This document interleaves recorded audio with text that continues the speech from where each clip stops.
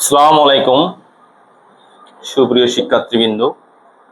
আজকে আমরা present continuous টেন্সের কয়েকটি বাক্য বাংলা থেকে কিভাবে ইংরেজি করা যায় সেটা আমরা শিখব।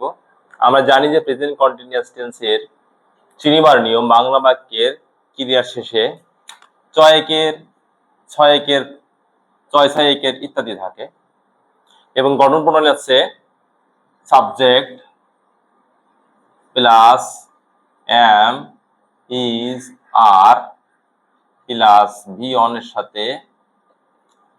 এর সাথে আইএনজি প্লাস অবজেক্ট। এটা হচ্ছে আমাদের প্রেজেন্ট কন্টিনিউয়াস টেন্সের গঠন প্রণালী। আজকে আমরা প্রেজেন্ট কন্টিনিউয়াস টেন্স থেকে কিভাবে বাংলা বাক্য থেকে ইংরেজি করা যায় সেটা শিখবো। যেমন আমরা একটা বাক্য এখানে দেখি যে পাখিরা আকাশে উড়ছে। এখানে সাবজেক্টকে পাখিরা,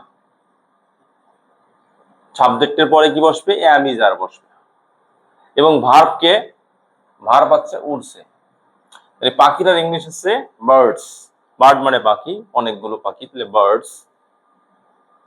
এখানে আমরা বার্ডস লিখলাম, বার্ডস BIRDS বার্ডস। এখানে সাবজেক্টের পরে কি বসবে? এম ইজ আর। যেহেতু বার্ডসটা প্লুরাল, সুতরাং আমাদের বার্ডস এর পরে কি বসবে? আর বসবে। সাবজেক্ট প্লুরাল হলে ভার্বটা প্লুরাল হবে। এখানে আমরা কি লিখবো? Birds are. ওড়ার ইংলিশ কি? Fly, FLY fly, FLY fly. তার সাথে আমাদের আইন যুক্ত। Birds are flying. কোথায় উড়ছে? আকাশে। In the sky. Birds are flying in the sky. পাখিরা আকাশে উড়ছে। দ্বিতীয় বাক্যটা দেখি যে মা আমার জন্য খাবার রান্না করছেন। এখানে সাবজেক্ট হচ্ছে মা। মা আমার জন্য খাবার রান্না করছেন। ভার্ব হচ্ছে রান্না করা, কুক। তাহলে আমরা কি লিখবো? মা, mother.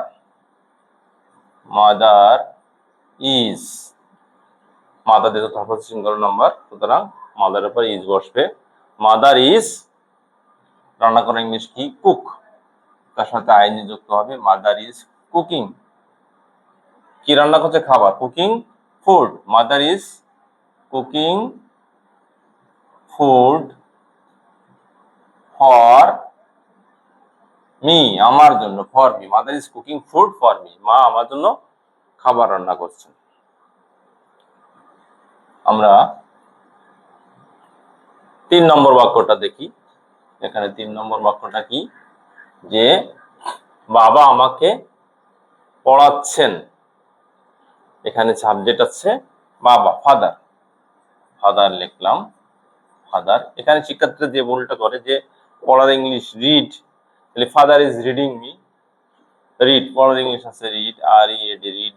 Father is reading me যদি কেউ এভাবে লেখে তার মানে হচ্ছে যে বাবা আমাকে পড়ছে, কিন্তু না, এখানে বাবা আমাকে পড়াচ্ছেন মানে শিক্ষা দিচ্ছেন। এখানে আমরা কি ব্যবহার করব?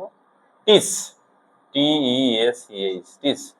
ফাদার যেহেতু থার্ড পারসন সিঙ্গুলার আমাদের, ফাদার পরে ইজ বসবে। Father is teaching me, TACHING, teaching me. বাবা আমাকে পড়াচ্ছেন। আমরা নেক্সট বাক্যটা দেখি। নেক্সট বাক্য হচ্ছে কি? যে মুষলধারে বৃষ্টি হচ্ছে। মুষলধারে বৃষ্টি হচ্ছে। এখানে আমাদের বৃষ্টি হচ্ছে, এটা ভার্ব, বৃষ্টি হচ্ছে মুষলধারে। এখানে আমাদের সাবজেক্ট নাই, সুতরাং যে সকল সেন্টেন্সে আমরা সাবজেক্ট পাই না সেখানে আমাদের ইট আনতে হয়, ইন্ট্রোডাক্টরি ইট যাকে বলে। তাহলে আমরা কি লিখবো? যে it is, it third singular number, তাহলে ইট এর কি আছে? ইট is raining. It is raining, it is raining, it is raining, RAIN, it is raining। মুষলধারে ইংলিশ কি? Cats and dogs, cats and dogs. It is raining cats and dog, অথবা it is raining in torrents, যে কোনো একটা লেখা যায়। তাহলে আমরা লিখলাম যে মুষলধারে বৃষ্টি হচ্ছে, it is raining cats and dogs. আমরা এখানে 5 নম্বর বাক্যটা, সে, এটা একটা ইন্টারোগেটিভ বাক্য, প্রেজেন্ট কন্টিনিউয়াস। সে কি খবরের কাগজ পড়ছে? সে কি পড়ছে? এখানে সে third person singular number he, তো হির পূর্বে আমাদের কি বসবে? ইজ। যেহেতু আমাদের হি পরে ইজ বসে, এখানে প্রশ্নবোধক হলে সাহায্যকারী ভার্বটাকে আগে আনতে হবে। ইজ হি পড়ার ইংলিশ কি? Read, reading. Is he reading newspaper, newspaper, সে কি খবরের কাগজ পড়ছে? ইজি রিডিং নিউজ পেপার, এখানে প্রশ্নবোধক চিহ্ন দিতে হবে। Easy reading news paper. সর্বশেষ আমরা বাক্যটা দেখি যে আমি আজ কলেজ যাচ্ছি না, এটা প্রেজেন্ট কন্টিনিউয়াস টেন্সে নেগেটিভ ফর্ম, যেহেতু যাচ্ছি না চয়েসে রয়েছে কন্টিনিউয়াস টেন্স, তাহলে নেগেটিভ করতে গেলে কি সাহায্যবাদী ভাবে নট বসাতে, কারণ সাবজেক্ট কিটা আমি, আই, এর পরে কি বসবে? এম, আই এম, তারপরে নট বসাতে হবে, আই এম নট।